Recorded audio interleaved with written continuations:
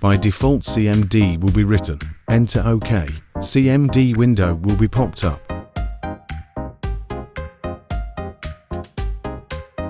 Write SQLPlus analog.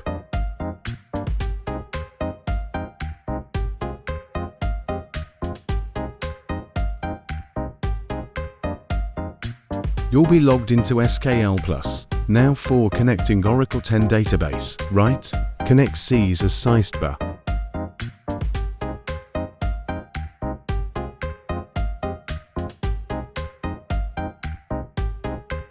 Leave password empty, press enter. Here you go. SQLPlus DB is connected. To verify, let's create a table student.